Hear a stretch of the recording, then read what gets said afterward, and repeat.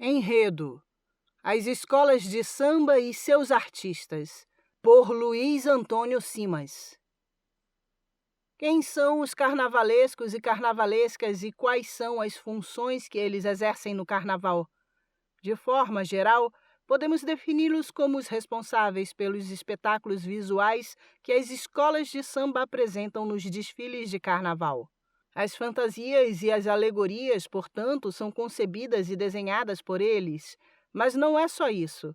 Carnavalescos também podem ser artistas que propõem os enredos das agremiações. Podem ainda elaborar as sinopses que inspiram os compositores a compor os sambas.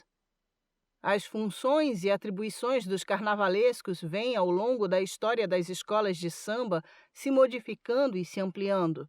Os carnavais do século XXI são concebidos por equipes de desenhistas, figurinistas, escultores, pesquisadores, técnicos em efeitos visuais e sonoros, entre outros profissionais. Toda essa complexidade que o espetáculo adquiriu hoje, porém, tem uma origem.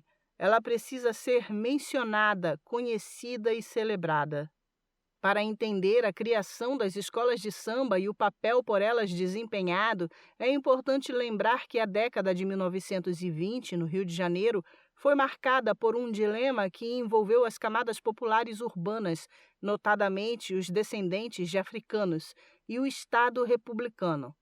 Enquanto os primeiros buscavam pavimentar caminhos de aceitação social, o Estado procurava disciplinar as manifestações culturais das camadas populares. Dessa interação entre o interesse regulador do Estado e o desejo de aceitação social das camadas populares urbanas do Rio de Janeiro, surgiram as primeiras escolas de samba. As agremiações pioneiras, aquelas que surgiram entre o final da década de 1920 e meados da década de 1930, se formaram a partir do cruzamento entre diversas referências: a herança festiva dos cortejos processionais, a tradição carnavalesca dos ranchos, blocos e cordões e os sons das macumbas, batuques e sambas cariocas.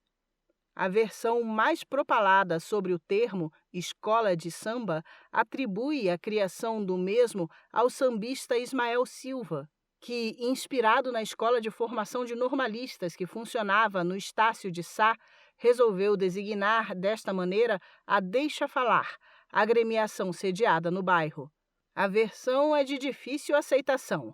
É mais provável que a forma como era conhecido o famoso rancho Ameno Resedá tenha inspirado a denominação que os sambistas usaram para as novas agremiações carnavalescas que surgiam, rancho escola. Os ranchos, diga-se de passagem, são fundamentais para compreender o espetáculo visual a que assistimos no século XXI. A estrutura que marca as escolas de samba atuais já estava quase toda ali. O enredo dramático, as alegorias e fantasias, a comissão de frente, etc. A diferença maior não está no visual, mas na trilha sonora. As marchas características dos ranchos foram substituídas pelo samba urbano carioca, que se codificou na primeira metade do século XX. Em 1930, apenas 5 agremiações se definiam como escolas de samba: Estação Primeira de Mangueira, Oswaldo Cruz, Vizinha Faladeira, Para o Ano Sai Melhor, do bairro Estácio, e Cada Ano Sai Melhor, do Morro de São Carlos. Os primeiros concursos das escolas de samba no final da década de 1920 ainda não se baseavam na exibição dramática dos desfiles em cortejo. Eles se limitavam à parte musical, com as agremiações existentes cantando e batucando os sambas criados por seus compositores. Foi assim que aconteceram as disputas pioneiras, em 1928 e 1929, organizadas pelo jornalista sambista e sacerdote do culto afro-brasileiro José Espinguela. Os aspectos visuais, portanto, não faziam parte dos concursos.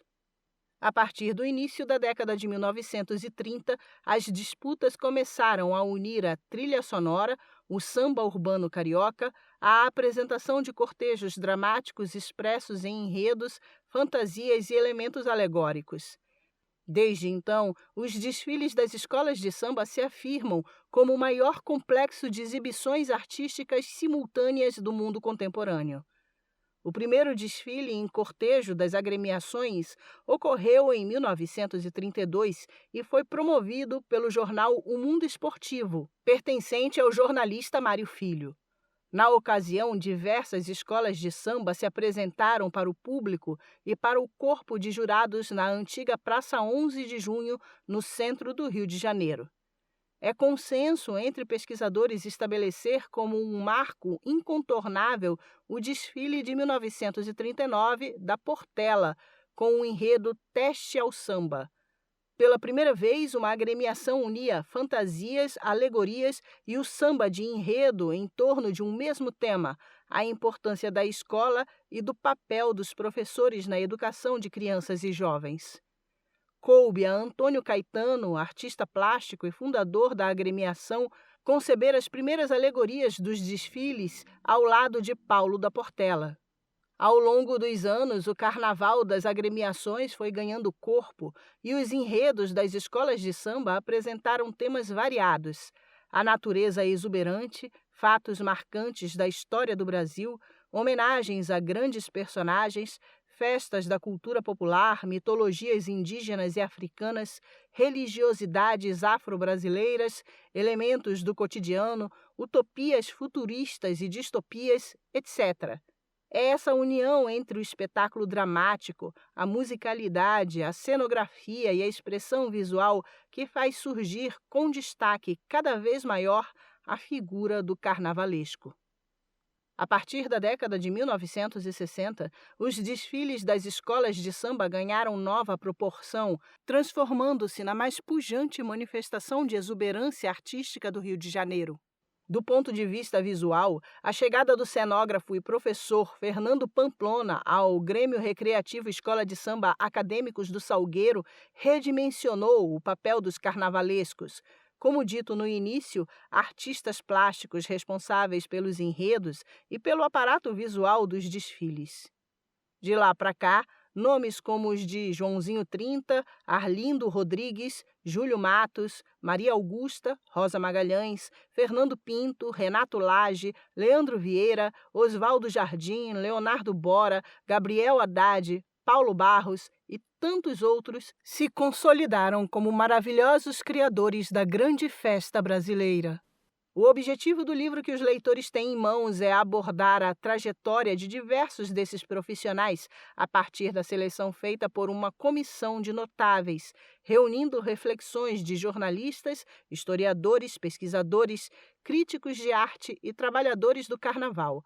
Cada autora ou autor teve inteira liberdade para retratar os carnavalescos a partir dos pontos de vista que consideraram mais pertinentes. Há quem tenha preferido a abordagem mais biográfica, há quem tenha optado pelo mergulho mais analítico na concepção artística, há quem tenha privilegiado a trajetória dos artistas a partir de entrecruzamentos com a própria história do carnaval.